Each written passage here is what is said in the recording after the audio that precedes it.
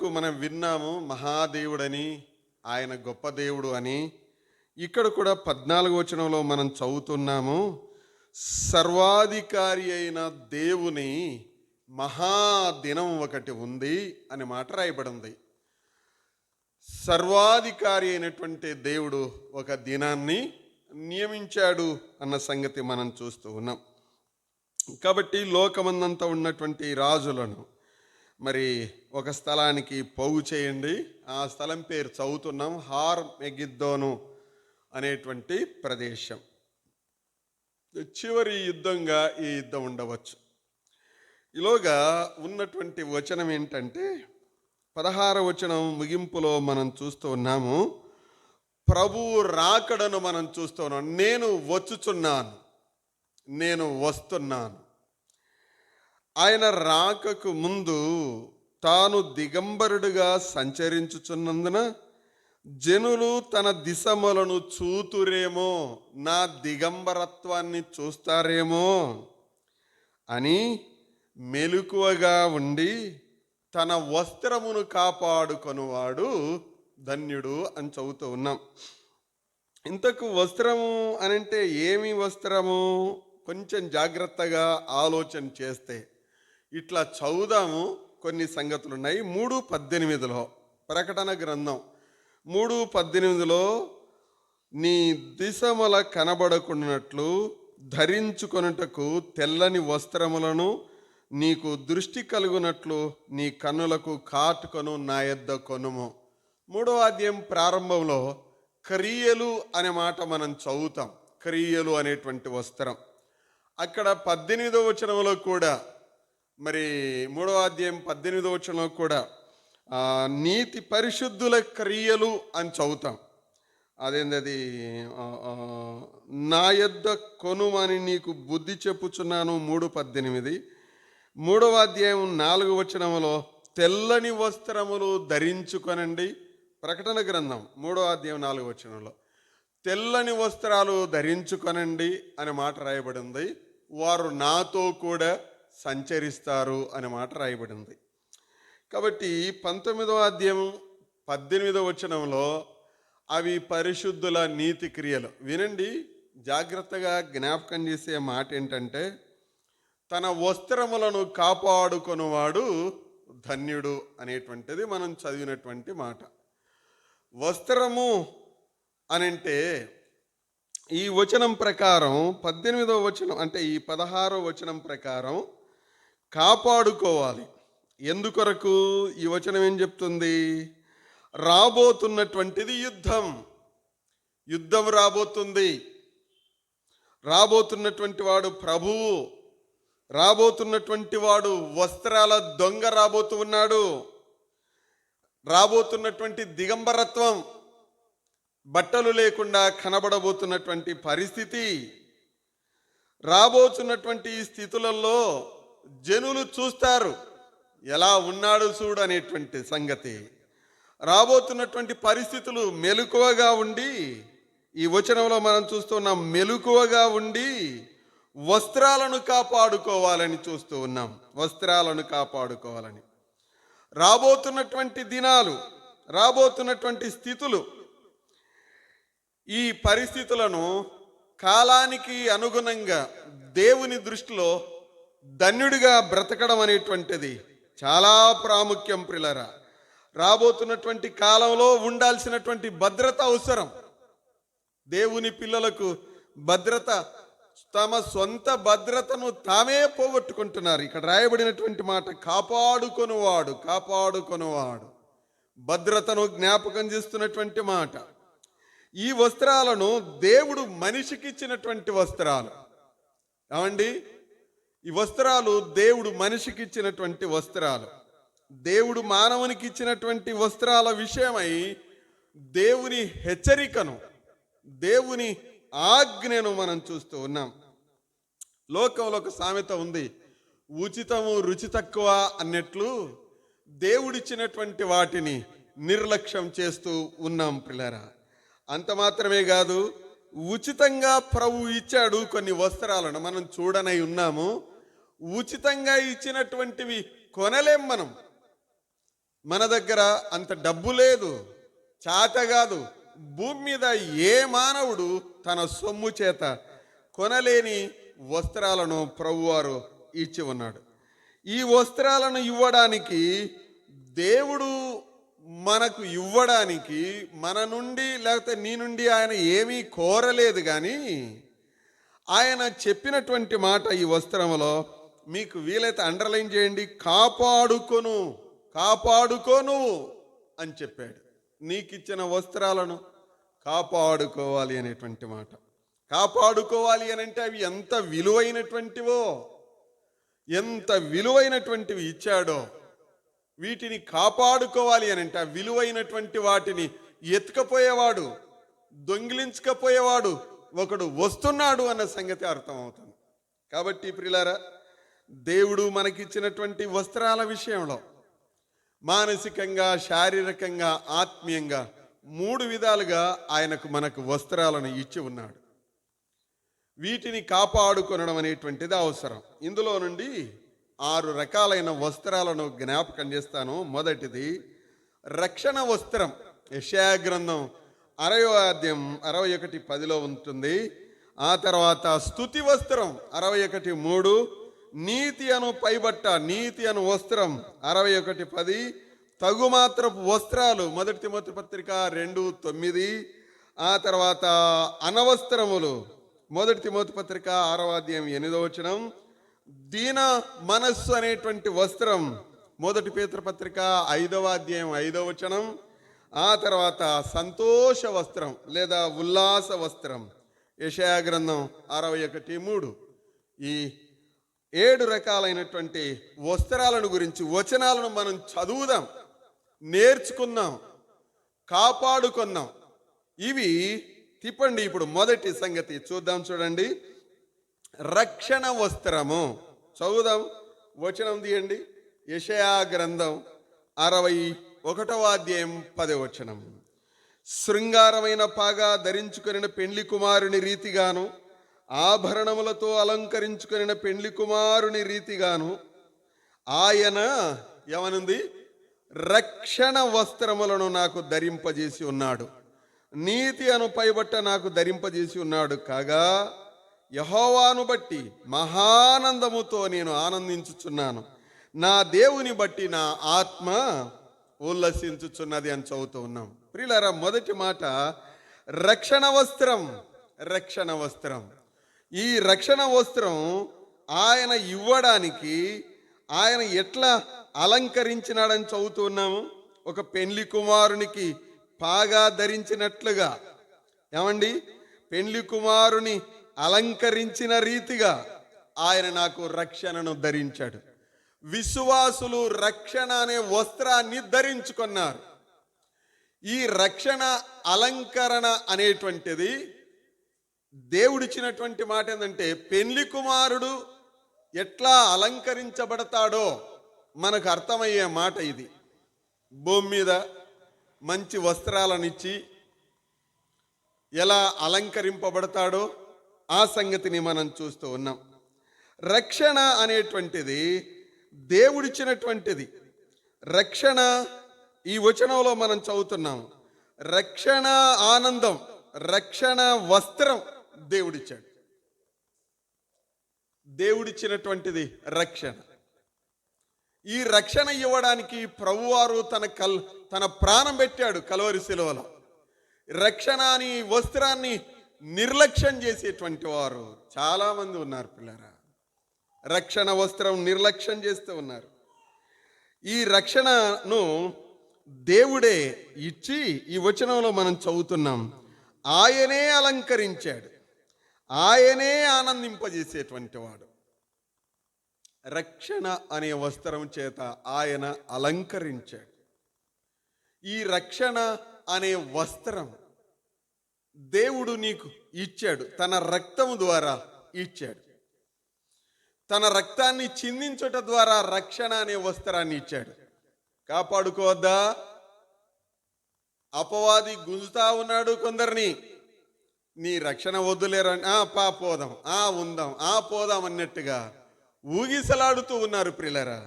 జాగ్రత్త, జాగ్రత్త. దేవుడు నాకిచ్చిన రక్షణను అనేటువంటిది అవసరం. ఈ ఆలోచన ఇదే కదా ఈ వచనంలో చెప్తున్నటువంటిది. ఆయన రక్షణ వస్త్రముల చేత ఏం చేసినాడంట? అలంకరించినాడు. అమ్మా, మనము వస్త్రాలను ఎంత చక్కగా మంచిగా కాపాడుకుంటామో, ఇంట్లైనా బయటైనా ఎవ్వరము మాసుకోవాలని దుమ్ములవడి పొరలం. అర్థమైందా? అలాగే రక్షణ అనే ఈ వస్త్రాన్ని అపవాది వాని దూతలు రకరకాలైన రీతిలో దొంగులుకపోవడానికి సిద్ధంగా ఉన్నారు. నీ దేవుడు నీకు ఇచ్చిన ఆ రక్షణను శాశ్వతంగా దేవుడు ఇచ్చేశాడు. నీవు బుద్ధిపూర్వకంగా నాకొద్దుపో అన్నట్లుగా ప్రవర్తించుట వలన అపవాది ఎత్తుకపోతాడు. పిల్లరా, జాగ్రత్త జాగ్రత్త. దేవుడు శాశ్వతంగా నీకు రక్షణ ఇచ్చి రక్షణ చేత అలంకరించి నిన్ను కాపాడుతున్నాడు అన్న సంగతిని జ్ఞాపకం పెట్టుకోవాలి. ఈ రక్షణను తన రక్తము చేత మానవులకిచ్చి శాశ్వత కాలం ఆయనతో పాటుగా ఉండడానికి. అర్థమైందా? ప్రకటన గ్రంథం మనం 3వ అధ్యాయం 4వ వచనం 18వ వచనం మనం చదివితే, ఆయనతో పాటుగా సంచరించడానికి, ఆయనతో పాటుగా ఉండడానికి. 19వ అధ్యాయం 18వ వచనంలో మనం 8వ వచనంలో మనం చూస్తే అవి పరిశుద్ధుల నీతి క్రియలు అని మనం చదువుతున్నాం. దేవుడు తన నీతిని మనకిచ్చాడు, రక్షణను. దేవుడు తన రక్షణను ఇచ్చాడు, తన నీతిని ఇచ్చాడు. చూద్దాం ప్రియులారా, ఈ రక్షణను కాపాడుకోవాలి. అర్థమైందా? చాలాసార్లు అపవాది మన రక్షణను దొంగిలించడానికి ఎలా ప్లాన్ వేస్తుంటాడో నీకు బాగా అర్థమవుతుంది. రక్షణను నిర్లక్ష్యం చేయడం, ప్రభువును నిర్లక్ష్యం చేయడమే ప్రియులారా. మొదటి సంగతి, ఈ రక్షణ అనేటువంటి ఈ వస్త్రమును ప్రభువారు కల్వరి శిలువలో తన రక్తాన్ని చిందించుట వలన ఇచ్చాడు. కాబట్టి హెచ్చరిక ఏంటి? ఈ రక్షణ అనే వస్త్రాన్ని అపవాది ఎత్తుకొని పోకుండా మనం జాగ్రత్త పడదాం. సరేనా? రెండవ సంగతి 61వ అధ్యాయం 3వ వచనం. 61వ అధ్యాయం 3వ వచనం చదువుతున్నాం. సియోనులో దుఃఖించు వారికి ఉల్లాస వస్త్రం ధరింపజేయుటకు. అదే వచనమే పిల్లరా. బూడిదకు ప్రతిగా పూదండను, దుఃఖమునకు ప్రతిగా ఆనంద తైలమును, భారభరితమైన ఆత్మకు ప్రతిగా స్తుతి వస్త్రమును వారికి ఇచ్చుటకు ఆయన నన్ను పంపియున్నాడు. యెహోవా తన్ను మహిమపరుచుకొనున్నట్లు నీతి అను మస్తకి వృక్షములనియు యెహోవా నాటిన చెట్లనియు వారికి పేరు పెట్టబడును. రెండవ మాట స్తుతి. స్తుతి అనే వస్త్రం ఈ వచనంలో మనం చూస్తూ ఉన్నాము.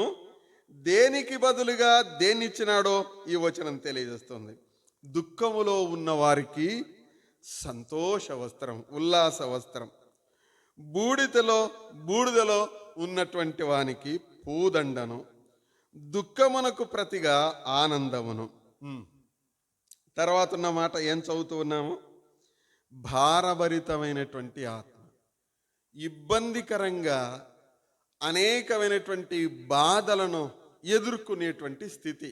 వినండి, బాగానే ఉంటాం, కనపడతాం, కానీ లోపల మోయలేనంత భారం, లోపల ఎవరికి చెప్పుకోలేనంత గాయం ఉంటుంది. అలాంటి స్థితిలో ఉండినను ఆయన ఏం వస్త్రం ఇచ్చాడట? చదువుతూ ఉన్నాము, స్తుతి వస్త్రం ఇచ్చాడు. ఎంత మంచి మాట, ఎంత మంచి మాట. ఈ స్తుతిని అపవాది స్తుతి అనేటువంటి ఈ క్రియను, స్తుతి అనేటువంటి వస్త్రాన్ని అపవాది ఎత్తుకొని పోతూ ఉన్నాడు. ఎన్నిసార్లు ప్రభువును స్తుతించాము, ఆయన నీకు స్తుతి వస్త్రమును మనకు ధరింపజేశాడు. ప్రభువా స్తోత్రం, నైనా స్తోత్రం అని స్తుతించాల్సినటువంటి విశ్వాసులు ప్రభువును స్తోత్రించడం లేదు. అడగడమే, ఇది అడగడమే, అడగడమే, అడగడమే, అడగడమే. నైనా స్తోత్రం అని ఎన్నిసార్లు స్తుతించాము, రోజుకి ఎన్నిసార్లు స్తోత్రం అనే పదం మన నోట ఉంటుంది. జాగ్రత్త పిల్లారా. స్తుతి వస్త్రాన్ని ఆయన ఇచ్చాడు. మొదటి మాట రక్షణ వస్త్రాన్ని ఇచ్చాడు. రెండవ మాట స్తుతి వస్త్రాన్ని ఇచ్చాడు. స్తుతి వస్త్రం నీది, అది దేవుడు నీకిచ్చినటువంటిది. నీవు ఆయనను స్తుతించాలి. స్తుతించడం అనేటువంటిది ఒక క్రియ, అదొక వస్త్రం. ఒక సంగతి చెప్పనా, ఒకసారి ఈ వైట్ షర్టు చిన్న చుక్క ఇక్కడ ఒకటి నల్ల స్పాట్ ఎవరో బస్సులో పోత పెన్ను తగిలింది. అది ఇటు ఉండేది నేను చూసుకోలేదు. ఒక ఆయన ఏమన్నాడంటే, సార్ బా నల్లగా ఇటు అంటింది సార్ అన్నాడు దామగట్లలో. నేను చూస్తే కనపడింది, చెప్పాను. ఇంత పెద్ద షర్టు 2.5 మీటర్లకు పైనుండే ఈ షర్టులో ఇంత తెల్లగా ఉండేది కాకుండా ఈ చిన్నదే నీకు కనపడిందా అని అవసరం తెల్లది బాగుందిలే సార్ అనుకుంటా పోతూ ఉన్నాడు. వినండి పిల్లరా, మన స్తుతి వస్త్రం కూడా చిన్న చిన్న బొక్కలు పడింది అనుకోండి, ఆ స్తుతి చెల్లించడం తక్కువైందనుకోండి, ఇబ్బందులైనప్పుడు ఏమీ ప్రార్థన లేబ్బా అని నెత్తి గీరినామనుకోండి, ఎందుకో దేవుడు ఏమోలేబ్బా ఇట చేసినాడు అని అన్నామనుకోండి, అయిపోయింది. అపవాది ఎత్తుకొని పోవడానికి సిద్ధంగా ఉన్నాడని.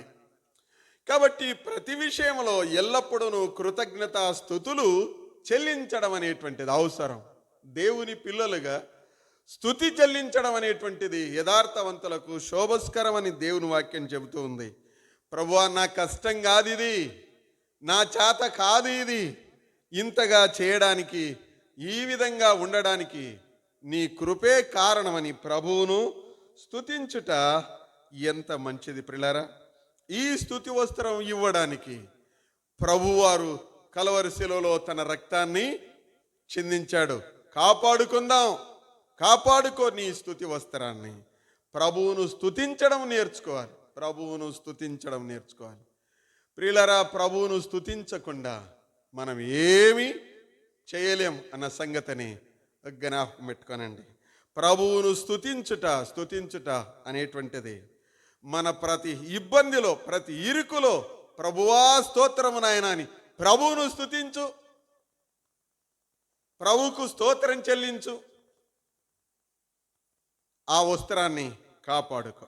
మూడవ సంగతి మీ ఎదుటికి తీసుకొస్తున్నాను. 61వ అధ్యాయం 10వ వచనం, యెషయా గ్రంథం 61వ అధ్యాయం 10వ వచనం. ఏమని చదువుతూ ఉన్నాం ఇక్కడ? నీతి అను వస్త్రాన్ని ఇచ్చి ఉన్నాడు అని చదువుతూ ఉన్నాం.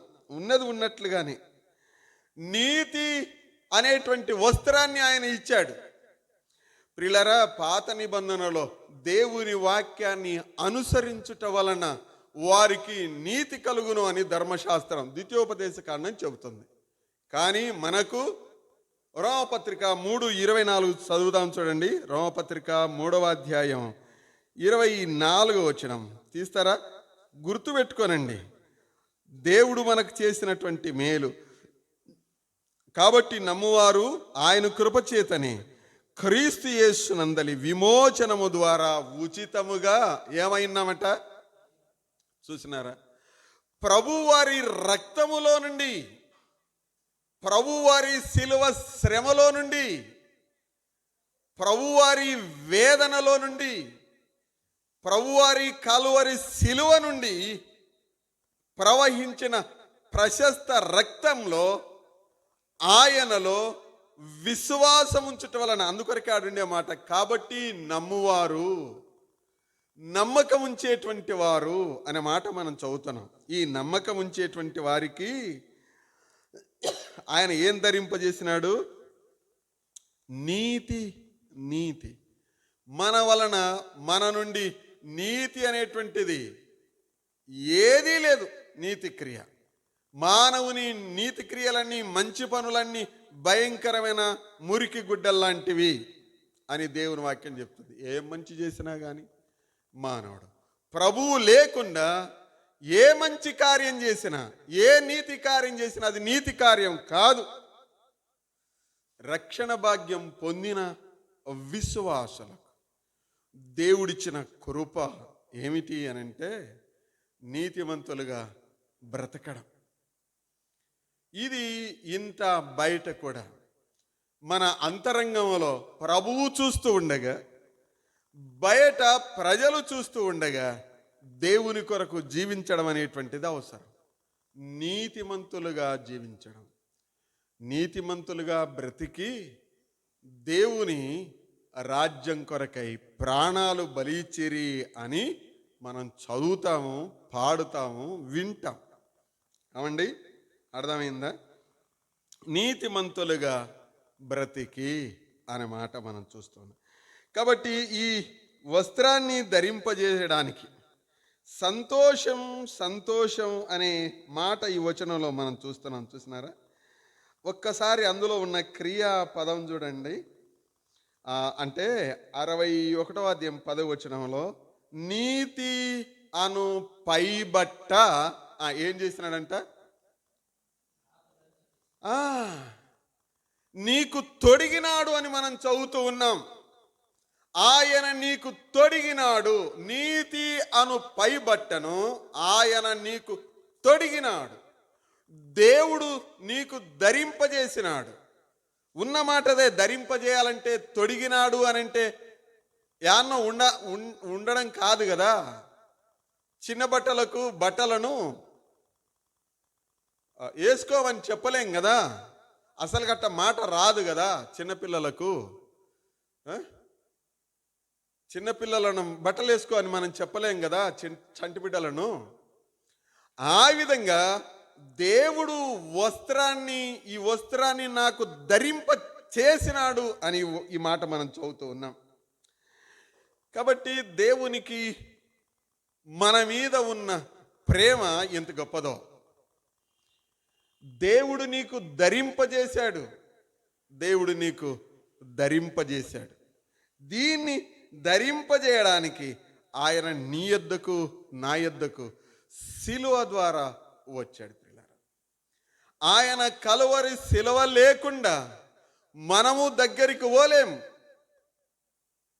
ఎట్లా మనం పోలేం. అయితే కలువరి సిలువలో తన ప్రాణం పెట్టుట ద్వారా ఆయన మన యొద్దకు వచ్చి మనకు ధరింపజేశాడు, నీకు ధరింపజేశాడు. అర్థమైందా? నీతి అను పైబట్టను ఆయన ధరింపజేశాడు. ఎంత మంచి మాట ప్రియులారా. ఈ నీతి అనేటువంటి క్రియలను, నీతి క్రియలను, మంచి పనులను ఆయన ధరింపజేశాడు. ఇవి చాలాసార్లు పోగొట్టుకుంటున్నామా లేదా చూడండి. అవండి, జాగ్రత్త అవసరం. 4వ మాట మనం చదువుదాం. 4వ మాట చదువుకుందాం. తిమోతి మొదటి పత్రిక 3 పాత నిబంధనలో నుండి మనం చూస్తూ వచ్చాము. ఇప్పుడు కొత్త నిబంధనలో నుండి కొన్ని సంగతులు, శరీరానికి అవసరమైనటువంటి సంగతులను మనం చూద్దాం. చూడండి, తగుమాత్రపు వస్త్రములు.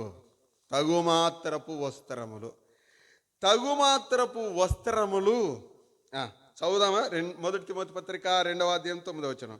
మరియు స్త్రీలను అనుకొయు స్వస్థ బుద్ధి గలవారైండి, తగుమాత్రపు వస్త్రముల చేతనే గాని జడలతోనైనను, బంగారముతోనైనను, ముత్యములతోనైనను, మిగుల వేలగల వస్త్రములతోనైనను అలంకరించుకొనక అని చదువుతూ ఉన్నాం. వినండి జాగ్రత్తగా. ఏం వస్త్రాలని చదువుతూ ఉన్నాము? తగుమాత్రపు వస్త్రములు. అంతేనా? తగుమాత్రపు వస్త్రములు. ఇది దేవుడిచ్చినటువంటిది. ఈ భూమి మీద తగుమాత్రపు వస్త్రాలను ధరించాలా అనేటువంటిది దేవుడిచ్చినటువంటిదే. ఈ బ్రదరన్ అసెంబ్లీలో అంటే మన సంఘాలలో బంగారం పెట్టుకొనడము, పూలు పెట్టుకొనడము ఉండదు. ఆ టీచింగ్ ఉంది. వస్త్రాలు మాత్రం భయంకరంగా క్రూరంగా రేట్లు పెట్టి కొంటాం. అదేందో మరి నాకు అర్థం కాదు. నేను చాలామందిని అడిగాను, అవునా కదా? చూడండి ఒకసారి, ఎవరినైనా చూడండి, మాలకటి సేవకులనన్నా చూడండి, మీలకటి విశ్వాసులనన్నా చూడండి, ఎవరినన్నా చూడండి, వాచ్ ఎంతనా నీది? నా వాచ్ ఎంతలే 12,000 కానీ. అవునా? 12,000 పెడితే మంచిగా ఇవి వస్తాయమ్మా, చిన్న సన్నవి వస్తాయి కదా, వస్తాయంట అక్కలు సైగ చేశారు. మరేమో అంటే నేను చెప్పే అంటే మీరు పెట్టుకుంటారా పెట్టుకోరా అనేటువంటిది అది పక్కన పెడదాం. దేవుని పిల్లలుగా కనపడడానికి తగుమాత్రపు వస్త్రం అనేటువంటిది, ఆ మాటను దేవుడిచ్చాడు దేవుని పిల్లలకు. ఇది దేవుడు చెప్పింది. విశ్వాసికి తగుమాత్రపు వస్త్రాలతో ఉండండి అనంటే నీ వస్త్రాలను జాగ్రత్తగా కాపాడుకో అని అర్థం. నీ వస్త్రాల విషయంలో కూడా, ఈ బట్టల విషయంలో కూడా జాగ్రత్త అవసరం. జాగ్రత్త అవసరం. దేవుడు తన రక్తాన్ని చిందించి రక్షణ వస్త్రాన్ని ఇచ్చాడు, స్తుతి వస్త్రాన్ని ఇచ్చాడు, నీతి అనే వస్త్రాన్ని ఇచ్చాడు. దేవుడిచ్చినటువంటివి దేవుని కొరకు కాపాడుకోవాలి. ఈ శరీరానికి అవసరమైనటువంటి వస్త్రం నీవు సంపాదించుకోవాలి. ఈ వస్త్రం విషయంలో ఎంత ఖరీదు అనంటే అబ్బబ్బబ్బ, ఎంత ఖరీదైనా సరే, ఎంత ఖరీదైనా సరే, ఉండేదే కొంచెం బట్టలు. వినండి పిల్లరా, ఈ భూమి మీద మనం చదివిన ఈ వచనంలో నీ దిగంబరత్వము కనపడకుండానట్లు అని చదువుతున్నాం కదా. తగుమాత్రపు వస్త్రముల చేత మిమ్మల్ని అలంకరించుకొనండి, ఈ శరీరం బయటికి కనపడకుండా. అట్లంటే కొన్ని మాటలు జ్ఞాపకం చేస్తాను. ఈ వస్త్రాలను ఎందుకు కాపాడుకోవాలి? ఇవి మిక్కిలి ఖరీదైనవి కావు, కానీ అవసరమైనటువంటివి. ఈ బట్టలను ధరించడంలో బయటి వారు మన వైపు ప్రత్యేకమైన ఆకర్షణతో చూడకుండా ఉంటారు. దేవుని పిల్లలుగా ప్రత్యేక ఆకర్షణ అనేటువంటిది అపవాది నుండి కలిగేటువంటిది, లేదా నీ వస్త్రాలను బట్టి ఇతరులకు చూపించేటువంటిది. ఆకర్షణలో పడిపోకుండా బ్రతకాలి. లోక మాయ, లోకంలో ఉండే వస్త్రాల విషయమైన సంగతి ప్రియులారా. అపవాది ఆకర్షణ అగ్నిగుండానికే, అపవాది ఆకర్షణ అపవాదు పాలు కావడానికే. ఈ అపవాది ఆకర్షణ ఇప్పుడు ఆదామవ్వలను పండు తినడానికి పిలిచాడు. ఆడి వరకు దేవుని లెక్క ఉండడానిక, దేవునికి దూరం కావడానిక? చెప్పండి. దేవునికి దూరం కావడానికే భూమి మీద మనకు. కాబట్టి ఈ ఆకర్షణ విషయంలో కూడా ఈ లోకంలో మనం సంచరించేటువంటి పరిస్థితిగతులలో కూడా జాగ్రత్త అవసరం. శరీరానికి సంబంధించినటువంటి నేను ముందే జ్ఞాపకం చేశాను, మానసికంగా, ఆత్మీయంగా, శారీరకంగా ఉన్నటువంటి వస్త్రాలను మనం చూస్తూ ఉన్నాం. జాగ్రత్త అవసరం. అన్నపానములు కలిగినటువంటి తగుమాత్రపు వస్త్రముల చేత అనే మాట మనం చూస్తూ ఉన్నాం. జాగ్రత్త పడదాం. ఈ తగుమాత్రపు వస్త్రాలు ధరించడానికి కూడా, ఆ మనస్సు ఇవ్వడానికి కూడా ప్రభువారు మన కొరకు తన ప్రాణం పెట్టాడు. పిల్లరా, జాగ్రత్త అవసరం. 5వ మాట, 6వ అధ్యాయం 8వ వచనం. మొదటి తిమోతి పత్రిక 6వ అధ్యాయం 8వ వచనం ఇలా చదువుతాం. కాగా ఏమనుంది? అన్నవస్త్రములు గలవారమై, ఏమండి, అన్నవస్త్రములు గలవారమై ఉండి వాటితో తృప్తి పొందుదము అని చదువుతూ ఉన్నాం. అన్న వస్త్రములు గలవారం, తగుమాత్రపు వస్త్రములు. 5వ మాట, అన్న వస్త్రములు గలవారమై తృప్తి పొంది ఉందాము అనే మాట ఉంది. తృప్తి అనేటువంటిది దేవుడిచ్చేటువంటిది. తృప్తి అనేటువంటిది దేవుడిచ్చేటువంటిది. నీకు ఉన్న దాంట్లో తృప్తి నీకు అవసరం. ఈ తృప్తిని దేవుడు ఇచ్చాడు. ఈ వచనం చదువుతాం. తృప్తిగా ఉండడానికి దేవుడు అన్నమును ఇచ్చాడు. తృప్తిగా ఉన్నదానిలోనే తృప్తిగా ఉండడానికి, తృప్తిగా ఉండడానికి వస్త్రాలను ఇచ్చాడు. అనగా తృప్తినిచ్చే వస్త్రాలు దేవుడిచ్చేటువంటి వాడు. తృప్తినిచ్చే వస్త్రం నేను ముందే జ్ఞాపకం చేశాను ప్రియులారా. ఈ వస్త్రాలు మన నీతి క్రియలు అన్న సంగతిని జ్ఞాపకం పెట్టుకునండి. తృప్తి తృప్తి తృప్తి అవసరం. తృప్తి లేని జీవితం అపవాది జీవితమే, లేకపోతే పాప జీవితమే. కొందరిని చూస్తూ ఉంటాము, ఎంత తినినను వాటికి తృప్తి లేదు అన్నట్లుగా కనపడుతూ ఉంటారు. కాబట్టి తృప్తి కలిగి జీవించాలి అనేటువంటిది అవసరం. తృప్తి లేకపోతే ఏదానికి గురవుతాం? అత్యాశకు గురవుతాం. అత్యాశ మనలను ఆకానన్న మాదిరిగా చేస్తుంది. అత్యాశ తృప్తి లేని జీవితమును ఆకాను మాదిరిగా చేస్తుంది.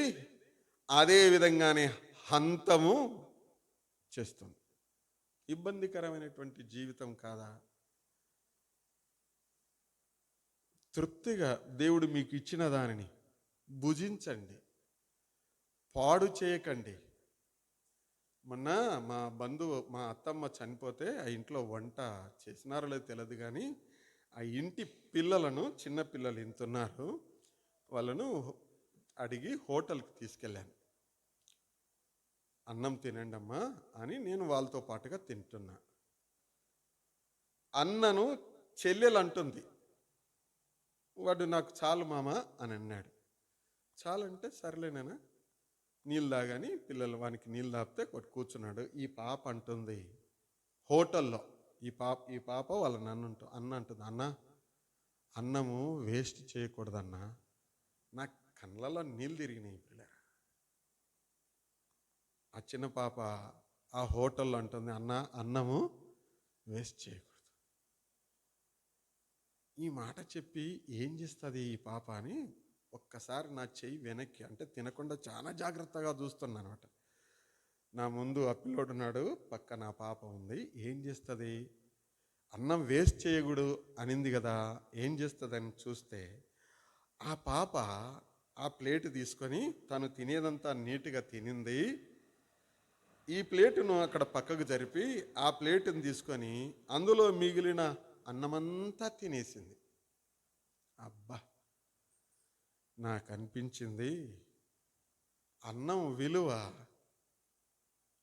బాగా అర్థం చేసుకోవాలి ప్రియులారా, అర్థం చేసుకోవాలి. వాళ్ళ ఇంటిలో సమృద్ధిగా ఉంటుంది భోజనం, తక్కువేమీ కాదు. ఆ పాప అన్న మాట నా మనస్సును పిండేసింది. కాబట్టి దేవుని పిల్లలుగా దేవుడు మనకిచ్చిన అన్నం, దేవుడు మనకిచ్చిన నీకిచ్చిన వస్త్రం ఎన్ని మార్లు వేస్ట్ చేసింటారు చూడండి. అన్నమా పాడైపోయింది, ఏం చేయాలి మరి? పాడైపోతుందన్న సంగతి తెలుసు కదా మీకు.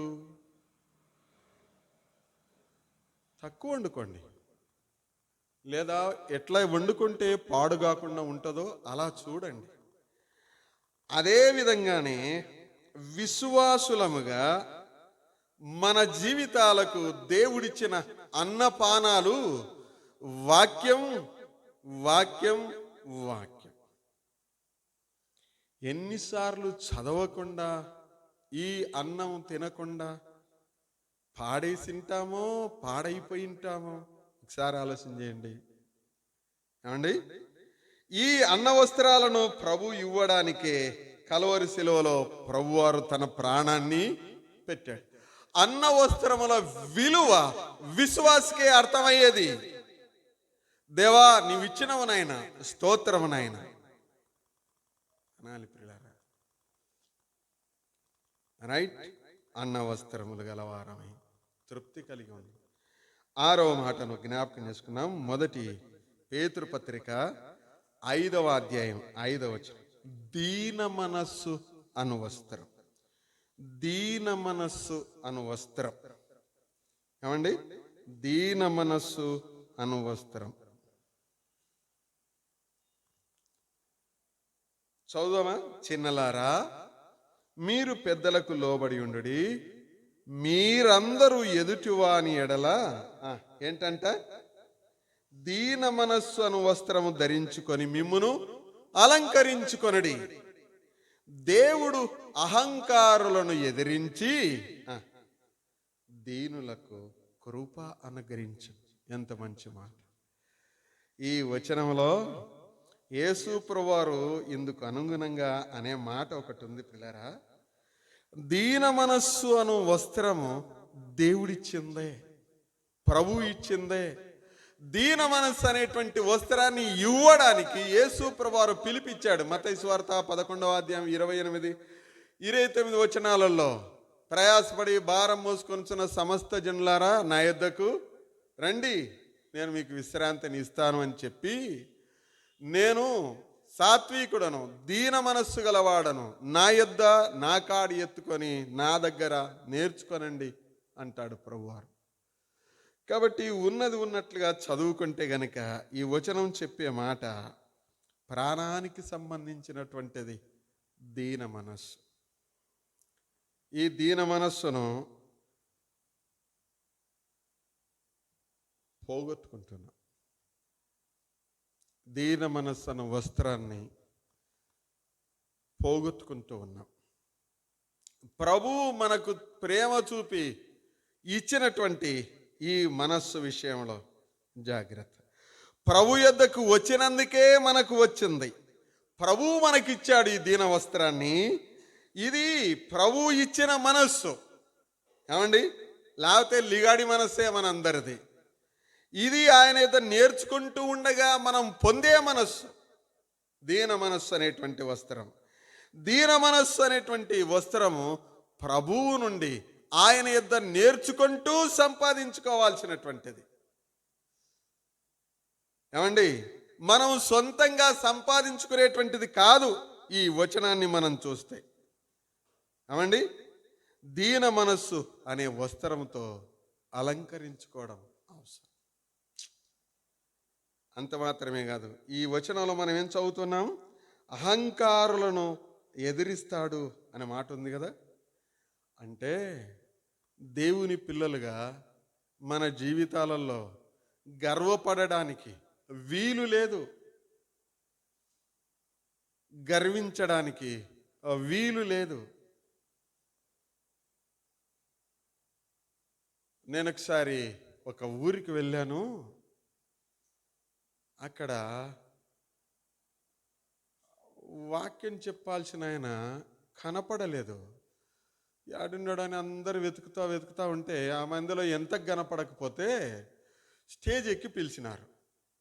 అయ్యగారు రండి అని పిలిస్తే అప్పుడు ఆయన స్టేజ్ ఎక్కి వెళ్ళాడు. అరే ఈయననా అనుకుంటూ ఉన్నారు. ఈయననా మా పక్కనే కూర్చున్నాడే. ఆయన పేరు రాజారావు.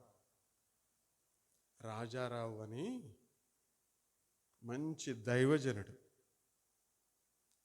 ఆయన మందిలోనే కూర్చున్నాడు. రాజారావు అంటే ఎట్టుంటాడో ఏం కథనో చూడాలని ఎదురు చూసి అందరికి కనపడకపోతే ఆయన మందిలోనే కూర్చొని ఉండగా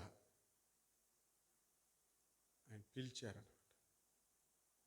అవసరం తగ్గింపు అనేటువంటిది అవసరం. కాబట్టి ఈ దీన మనస్సు చిన్నచూపు కాకూడదు. నోటితోనూ దేవుడిచ్చినటువంటి మనస్సుతోనూ ఇతరులను చిన్నచూపు చూడకూడదు. ఇతరులు నీకు చిన్నచూపుగా కనపడుతున్నారేమో చూడకు. ఇచ్చిన ఆస్తిని బట్టి, అంతస్తుని బట్టి, విలువను బట్టి వేరే వాళ్ళను చిన్నచూపు చూడకూడదు. ఏమండి? దీన మనస్సే అవసరం. నాకు చెప్పేవారు లేరు అన్నట్లుగా ప్రవర్తించకూడదు. దీన మనస్సు అవసరం పిల్లరా. జాగ్రత్త పడదాం, సరేనా? ఈ దీన మనస్సు కలిగినటువంటి జీవితం ఇవ్వడానికి ప్రభు కలవరి శిలువలో తన రక్తాన్ని ఇచ్చాడు. కాపాడుకోవాలి ఆ మనస్సు, సరేనా? 7వ మాట 61వ అధ్యాయం 3వ వచనం. యెషయా గ్రంథం 61వ అధ్యాయం 3వ వచనం చదువుదామా? 61వ అధ్యాయం 3వ వచనం. సియోనులో దుఃఖించు వారికి ఉల్లాస వస్త్రమును ధరింపజేయుటకును, బూడిదకు ప్రతిగా పూదండను, దుఃఖమునకు ప్రతిగా ఆనంద తైలమును, భారభరితమైన ఆత్మకు ప్రతిగా స్తుతి వస్త్రమును వారికిచ్చుటకు ఆయన నన్ను పంపి ఉన్నాడు. నీతి అను మస్తకి వృక్షములనియు, యెహోవా నాటిన చెట్లనియు వారికి పేరు పెట్టబడును అని చదువుతూ ఉన్నాం. ఎంత మంచి మాట. ప్రభు ఇచ్చిన దీన మనస్సును బట్టి ప్రభుకు స్తోత్రం చెల్లించండి. ఆయన దుఃఖాన్ని తీసివేసి, ఈ వచనంలో రాయబడింది, దుఃఖాన్ని తీసివేసి స్తుతి వస్త్రం ఇచ్చి ఉన్నాడు. ఆ దుఃఖాన్ని తీసివేసి ఉల్లాస వస్త్రం ఇచ్చి ఉన్నాడు అని చదువుతూ ఉన్నాం. ఆ బాధలో అట్లనే ఏం చేద్దాం చాలు అని వాడిపోయిన మాడిపోయిన ముఖంతో ఉండడానికి అవసరమేమి లేదు. అవండి, అర్థమవుతుందా? ఈ భూమి మీద దేవుడు సంతోషంతో ఉండడానికి వస్త్రాన్ని ఇచ్చాడు. ఎలాంటి పరిస్థితులలో అయినా. పౌలు గారు జైల్లో ఉన్నాడు. ఫిలిప్పి పట్టణానికి రాస్తాడు. 4వ అధ్యాయం 4వ వచనంలో, ఆనందించండి, మళ్ళా చెప్తాను. అయ్యే పనేనా? ఇప్పుడు మిమ్మల్ని ఒకరి దగ్గరికి పిలుచుకొని, ఒరే గువ్వకెట్టి కొట్టబోతున్నా, నేను నవ్వురా అన్నామనుకో, వాడు గువ్వ దాపెట్టుకుంటాడా అని నవ్వుతాడా చెప్పండి? సరే కొట్టినామనుకో, ఒరే మళ్ళా కొట్టబోతున్నా మళ్ళా నవ్వురా అని అంటే అవుతుందా ఇంకా పని? పౌలు గారిని చంపబోతున్నారు అన్న సంగతి తెలుసు.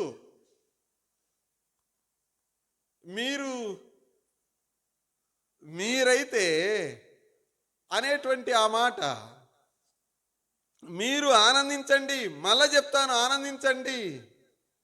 ఆ ఆనందం లేకపోతే చెప్పడానికి వీలు కాదు. ఏమండి? ప్రభు ఆ విధంగా తన దాసుని నింపాడు. పిల్లరా, దుఃఖాన్ని తీసివేసిన వాడు, భారభరితమైనటువంటి స్థితిని తీసివేశాడు.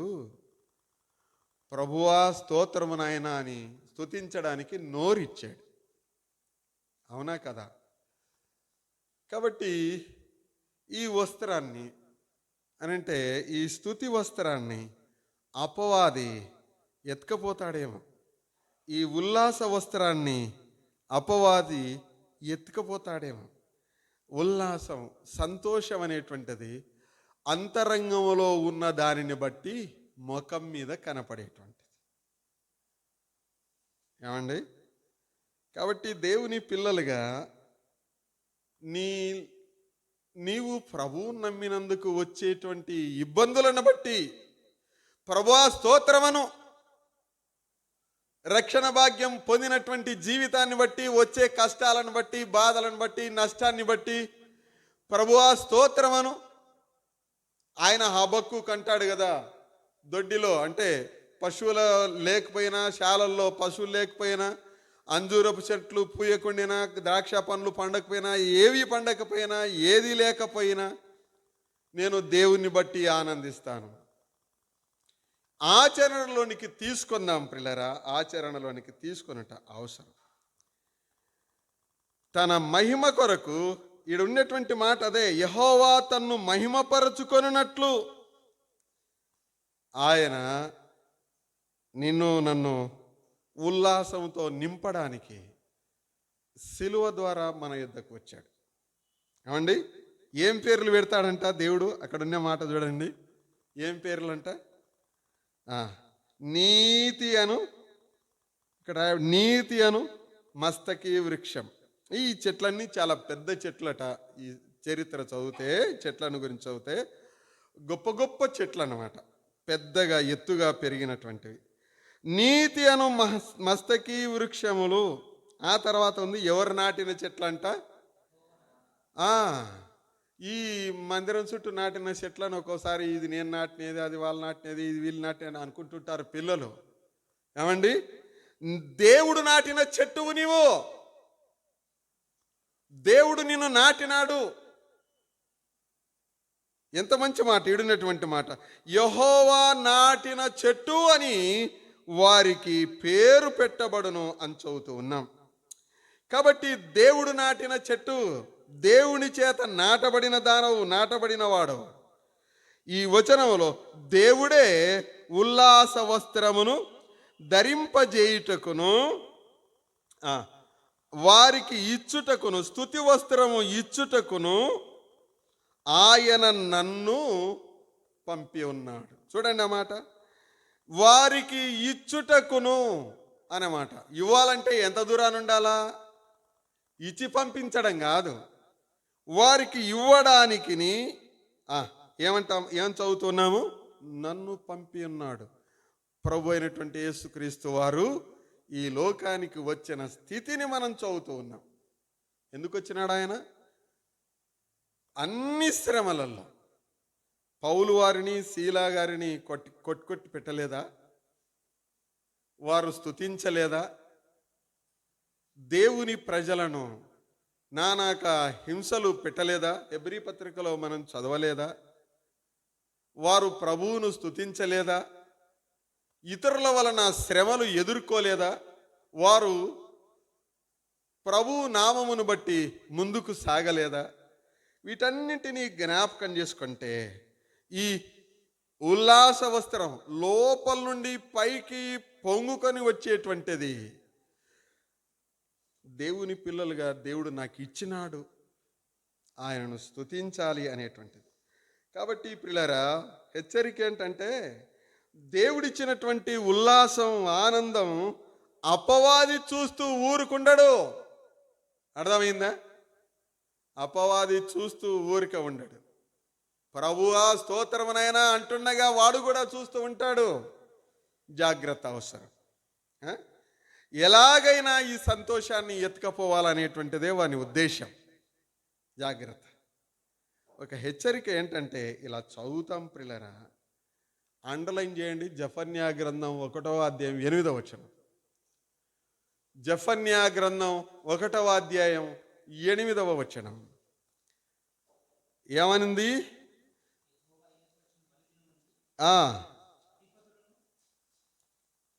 చదువు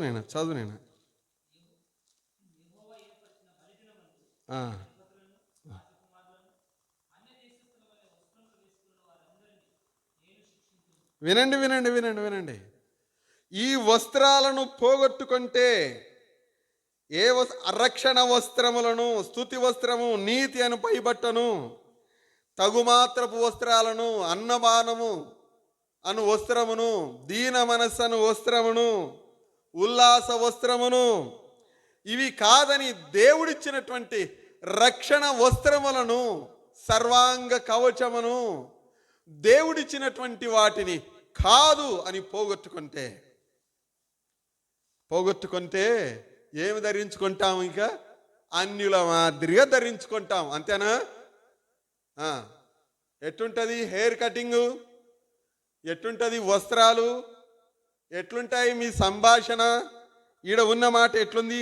అన్య దేశస్థుల వలె వస్త్రములు వేసుకొని వారినందరినీ నేను ముద్దు పెట్టుకుంటానని లేదు. ఇక్కడ ఏమని ఉందండి? నేను వారిని శిక్షింతును. రక్షణ భాగ్యం పొందని వారి వలె నీ వస్త్రాలు ఉంటే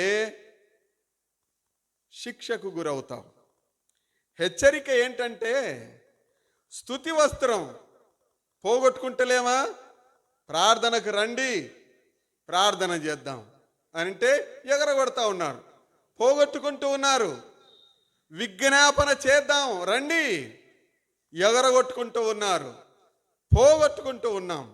అపవాది ఎత్తుకొని పోవడానికి వాడు సిద్ధంగా ఉంటే వానికి అందిస్తూ ఉన్నాం మనం. నీతి అను పైబట్టను జాగ్రత్తగా కాపాడుకుందాం అని అంటే అజాగ్రత్తగా అపవాది చేతికి అప్పగిస్తూ ఉన్నాం.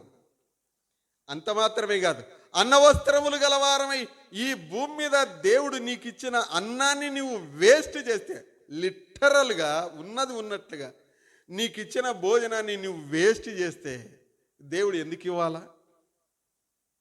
ఆలోచన చేయండి. ఏమండి, దీన మనస్సు అనేటువంటి వస్త్రాన్ని ఏ ఏ సందర్భాలలో పోగొట్టుకుంటలేము, అపవాదికి ఇచ్చలేము. ఆలోచన చేయాలి. సంతోషం, అంతరంగంలో నుండి సంతోషం పొంగి రావాల్సినటువంటి పరిస్థితులలో మొఖాలు మార్చుకొని ఈడ్చుకొని అన్నట్టు ఈడ్చేసిన మొఖాల మాదిరిగా దేవుని పిల్లలుగా అని చెప్పుకుంటూ మనకున్నటువంటి ఉల్లాస వస్త్రాన్ని అపవాది ఎత్తుకపోతలేడు.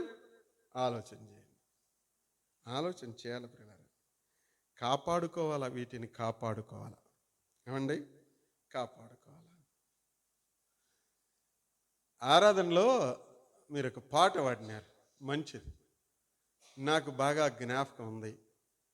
అదేనది, బుడ్డి పగలగొట్టి పాడతారా? అది ఎట్ట బుడ్డి పగలగొట్టి పాడారు. అది పాట ఎటనో, అత్తరు బుడ్డి పగలగొట్టి ఆమె ఇచ్చినట్టు కానుకలలోనే కదా పాడినది. అర్పణలు అర్పిస్తామా? ఏ దాంట్లో నైనా?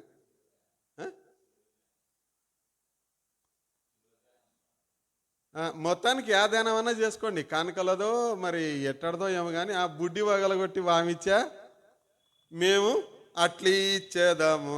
అట్లా ఇస్తారా? బుడ్డి పగలగొడతారా? పచ్చి అబద్ధం కాదంటారా? బ్యాంక్ అకౌంట్లో లేవు.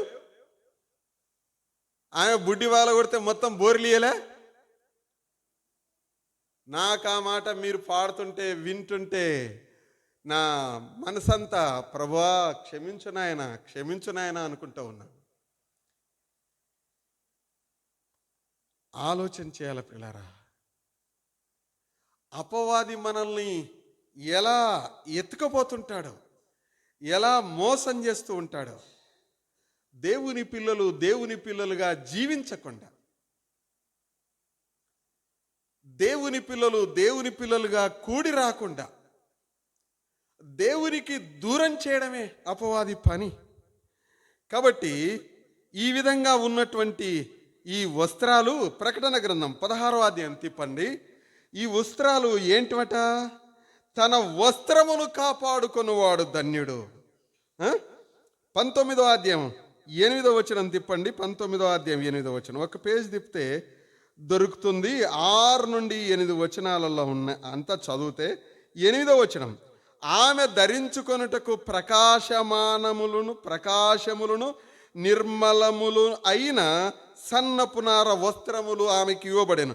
అవి పరిశుద్ధుల నీతి క్రియలు. పరిశుద్ధుల నీతి క్రియలు. అట్లంటే దేవుని పిల్లలుగా స్తుతి అనేటువంటిది నీవు చేయాల్సిన పని, క్రియ. ఈ క్రియ అపవాది ఎత్తుకొని పోతూ ఉన్నాడు. సంఘముగా చేరి స్తుతించడంలా, స్తుతి కీర్తనలు లేదు, ప్రభువు నాకు చేసిన మేలును బట్టి స్తోత్రం చెల్లించండి అనేది లేదు. ఏమండి, దేవుడిచ్చినటువంటి దానిని బట్టి పరిశుద్ధుల నీతి క్రియలు అని మనం చదువుతూ ఉన్నాం. ఈ క్రియలను పరిశుద్ధులు భూమి మీద ఉండగానే చేయాలి. ఒక్కసారి చావుబతులలోనికి వెళ్ళినా కానీ మనం ఏం చేయలేము. యేసు ప్రభు అని నీ నోటితో ఏమంటది చెప్పండి? యేసు ప్రభు అని రోమపత్రిక 10వ అధ్యాయం 9వ వచనమా, 10వ అధ్యాయం 8వ వచనమా చూడండి. 10:9 యేసు ప్రభువు అని నీ నోటితో ఒప్పుకొని దేవుడు మృతులలో నుండి ఆయన లేపెనని నీ హృదయమందు విశ్వసించిన ఎడల, నోటితో ఒప్పుకొని హృదయములో విశ్వసిస్తేనే రక్షణ భాగ్యం పొందుతాడు. రక్షణ భాగ్యం పొందుతావు. నోటితో ఒప్పుకునేది లేదు, హృదయంలో విశ్వసించేది లేదు. ప్రార్థనకు వచ్చినంత మాత్రాన రక్షణ భాగ్యం పొందినావు అనంటే వేషధారితనం. ప్రియులారా, ఆలోచన చేయాలి. దేవుని పిల్లలుగా దేవుడు మనకిచ్చిన దానిని పోగొట్టుకోవద్దు. దేవుడు నీకు రక్షణనిచ్చాడు, పోగొట్టుకోవద్దు. అపవాదికి అప్పగించొద్దు. దేవుడు నిన్ను స్తుతించేటువంటి వ్యక్తిగా. యోబు ఫ్రెండ్స్కు అర్థం కాంది ఇదే, యోబు భార్యకు అర్థం కాంది కూడా ఇదే. దేవుడిచ్చినాడు, దేవుడు తీసుకుపోయినాడు. వాళ్ళు దూరంగా కూర్చోంటే ఈమె వచ్చి మాట్లాడుతుంటే ఇంకనన్నా జావాయను తిట్టు దేవుని అంటే అట్ట మాట్లాడతావు. దేవుడు ఇచ్చినాడు, దేవునికి మహిమ కలుగును గాక, ఆయన్నే పట్టుకపోయినాడు. ఏమేక ఏమన్నాడు మా సారు, యోబు సార్ అని అంటే ఏం లేదు, దేవుడు ఇచ్చినాడు, దేవుడు తీసుకుపోయినాడు, దేవునికే మహిమ కలుగును గాక అంటున్నాడు. ఏం అర్థం కాక వారం రోజులు వీళ్ళు కూడా మాట్లాడలేదు. కాబట్టి దేవుని పిల్లలుగా ఆలోచన చేద్దాం. ఏమండి, దేవుడిచ్చినటువంటి వాటిని దేవుని కొరకు వాడడం అనేటువంటిది అవసరం. కాబట్టి దేవుని పిల్లలుగా మనల్ని మనం ఈ విధంగా పరీక్షించుకొనడం ఎంతైనా అవసరం. ప్రభువా, నేను నేను ఎంత మాత్రము స్తుతించాను, ఎన్ని మార్లు స్తోత్రం చెల్లిస్తూ ఉన్నాను దేవునికి కదా. ప్రతి విషయంలో ప్రభువుకు కృతజ్ఞతాస్తుతులు చెల్లించాలి. ప్రియులారా, ఆత్మీయంగా జాగ్రత్త పడదాం. లేదంటే అన్యజనుల వలె ఉంటే, అన్యజనుల వలె ప్రవర్తిస్తే, ఈ వచనం చెప్పే మాట ఏంది? అన్యజనుల వలె అగుపడితే శిక్షిస్తాడు, శిక్షింతును అంటున్నాడు ప్రభువారు. అన్యజనుల వలె ఆహారం తిన్నా, అన్యజనుల వలె మాట్లాడినా, అన్యజనుల వలె మానసికంగా ప్రవర్తించినా, శారీరకంగా ప్రవర్తించినా, ఆత్మీయంగా అన్యజనుల వలె ప్రవర్తించిన, అన్యజనుల వలె ఏ రూపాన ప్రవర్తించిన, యేసు ప్రభువారు నీకు శిక్ష విధిస్తాడు. కాబట్టి ఆ శిక్షకు గురెందుకు కావాలా? మనం ఎందుకు ఇబ్బంది పడాలా? ఆ శిక్షకు గురి కాకుండా, ప్రభువానైనా నీవిచ్చినటువంటి స్తుతి వస్త్రం, నీవిచ్చినటువంటి రక్షణ వస్త్రములు కలిగినటువంటి వారమై నిన్ను గణపరచడానికి సహాయం దయచేయి నాయన అని స్తుతించడం ఎంతైనా అవసరం. కాబట్టి ప్రియులారా, రాబోతున్నటువంటిది విపత్తుకరమైనటువంటి పరిస్థితులు. అవి మన ఎదుటికి రాకమునిపే జాగ్రత్త పడి ప్రభు బిడ్డలుగా మరి ఎక్కువగా జీవిస్తూ దేవుడు మనకిచ్చిన వస్త్రములను కాపాడుకొందముగాక. దేవుడి మాటలు మన కొరకై దీవించునుగాక.